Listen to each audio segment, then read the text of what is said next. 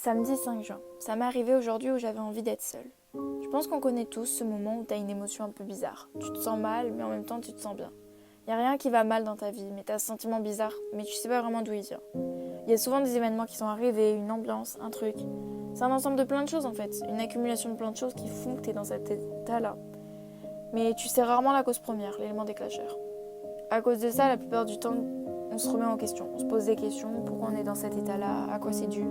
Et on se remet en question aussi nous-mêmes, si c'est de notre faute, si c'est juste nous qui sommes bizarres, si on devrait pas être comme ça. À se dire que c'est pas normal, qu'on doit changer. C'est nous le problème à cette situation. En ce moment, c'est pas trop ça.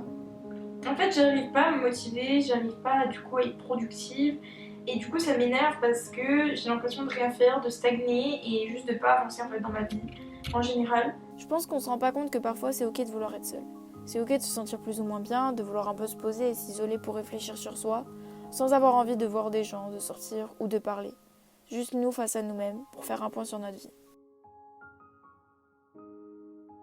Alors oui, c'est vrai qu'en s'isolant, tu communiques pas. On a tous déjà entendu le fameux « confie-toi, ça fait du bien de parler, de se sentir écouté ». Sauf que des fois, dans ces moments où tu as ce sentiment étrange de besoin de solitude, t'as pas envie de parler. Pas envie de te confier ou de te sociabiliser.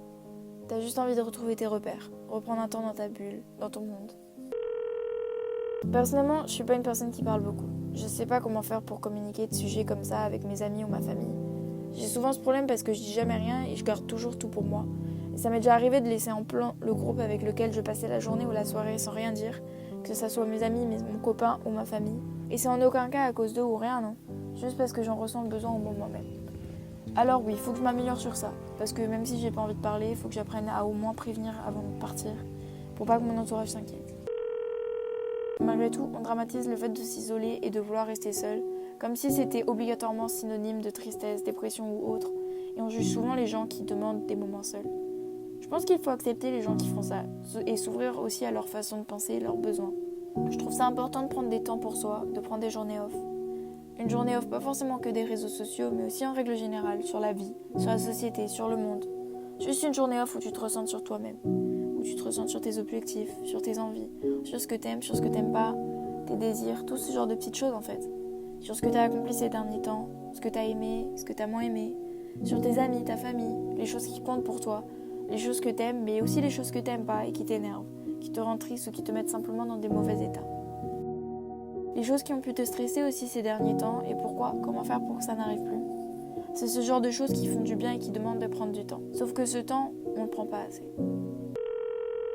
Quand je parle de solitude, faut pas croire que je suis une personne qui aime pas sortir, qui aime pas s'amuser ou qui aime pas faire des soirées. Franchement, j'adore tout ça. J'adore passer des moments avec mes amis, ma famille. J'adore avoir ces petits moments de vie. J'en ai même fait plein de petites vidéos avec mes amis. Des moments où juste de pur bonheur, de sourire, d'amour. Tous ces petits moments et ça fait du bien. C'est un peu dans ces moments-là où tu mets pause à ta vie et tu souffles, tu lâches prise et tu t'amuses. Avec des personnes en qui tu as confiance, avec qui tu peux te lâcher, avec qui il n'y a pas de gêne, il n'y a pas de problème. C'est des moments aussi qui ressourcent, mais il faut juste savoir s'entourer. Et c'est compliqué de savoir bien s'entourer. C'est compliqué de trouver un bon cocon en fait qui te fait te sentir bien. Mais quand tu as trouvé des amis comme ça, c'est incroyable. Alors, je voulais te présenter un peu mes amis. Je te parle pas de connaissances ou de tes collègues, juste avec qui tu peux passer un temps, avec qui tu peux aller boire un verre ou quoi. Non, je te parle de vrais amis là, ceux qui sont toujours là pour toi, ceux qui seront toujours là pour toi, en qui t'as confiance, en qui tu pourrais leur donner ta vie. Ces personnes qui t'écoutent, qui t'aiment vraiment, sincèrement, d'un amour vraiment profond, qui te considèrent presque comme un membre de ta famille, ou en tout cas moi, c'est ce que je ressens pour eux. Lui, c'est Julien, c'est mon meilleur ami. Le papa de Julien, c'est le meilleur ami de mes parents. C'est comme mon tonton, et avec Julien, on s'est connus tout petit. Même si je me souviens d'une période où on se voyait plus trop. Mais été 2017, on a commencé à faire des voyages tous ensemble. Et c'est à ce moment-là que notre amitié a réellement débuté. Papa, fais-moi un partage de co. Les garçons. C'est toujours compliqué de trouver une relation sans ambiguïté, avec qui tu te poses pas de questions. J'adore les câlins, j'aime dire aux gens que je les aime, mais avec un garçon, c'est compliqué. Mais Julien, c'est Julien. Et je pense qu'aujourd'hui, dans mon entourage, tout le monde l'a compris. Il n'y a pas de garçon comme lui. Pas de garçon à qui je pourrais dire je t'aime sans ambiguïté déjà. Mais pas de garçon comme lui, tout simplement. Vous avez déjà entendu parler du coup de foudre amical ? Bah c'est ce que je ressens pour lui. Et je continuerai toujours à le dire, même si ça peut paraître bizarre extérieurement. Julien, c'est l'homme de ma vie. Mais en ami.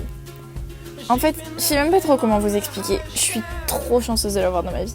Il m'apporte tellement de bonheur dans ma vie. Enfin bref, Julien, je t'aime. Oublie jamais.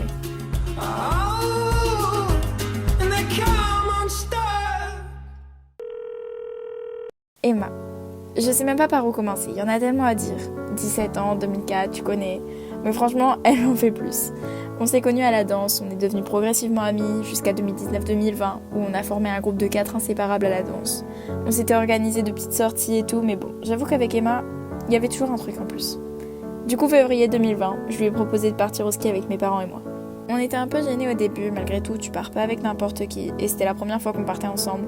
Mais ça a matché, et j'ai passé de merveilleuses vacances.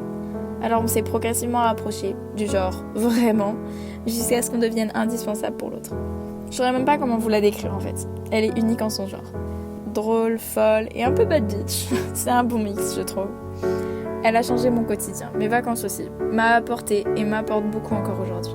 On se motive mutuellement sur nos objectifs, on est là pour l'autre et je peux plus me passer d'elle.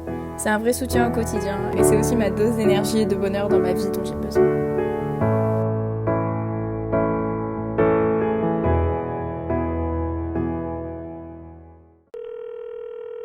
En une phrase, celle qui a changé ma vie.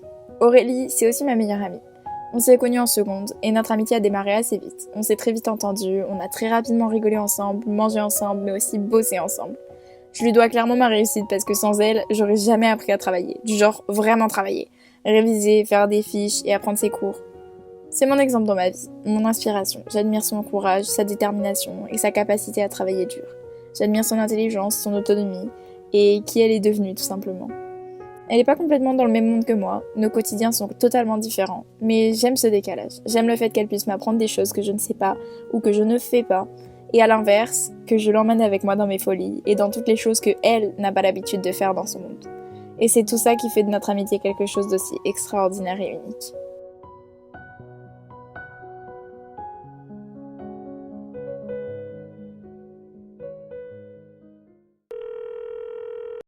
Avec Lisa, c'est une amitié de longue date, une autre amie de la danse, mais bien plus que ça aujourd'hui.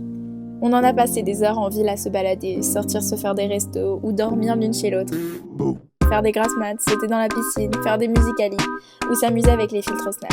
Et oui, ça remonte à loin. Mais c'est pas tout. J'ai eu la chance de partir en vacances avec elle, et pas qu'une fois.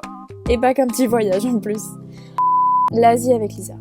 C'était mon premier voyage avec une copine, ou entre potes parce que Julien était aussi présent, mais c'était vraiment trop bien. Puis on est partis au ski ensemble, et enfin à Marrakech avec ses parents pour mes 16 ans. Lisa, elle a jamais été dans la même école que moi, alors pour se voir en dehors de la danse, c'était toujours compliqué. Mais au final, pas tant que ça. On trouvait toujours le temps pour se voir, à passer des semaines entières chez l'autre, se faire peur dans le noir et rigoler à en pleurer ensemble. Je crois que c'est la première amie que j'ai ramenée à des repas de famille pour Noël, mon anniversaire ou dans les sorties bateau avec mes cousines. Bref, on en a tellement vécu des moments de pur bonheur et la plupart des souvenirs sont gravés dans ma mémoire. Je sais que je peux compter sur elle, elle sait qu'elle peut compter sur moi et il n'y a pas de gêne, pas de tabou, on peut tous dire et à n'importe quel moment. Et c'est cette fidélité et le fait qu'on soit inséparables malgré toutes ces années qui fait notre force, qui a aussi construit notre amitié, une que je vais garder pendant très longtemps.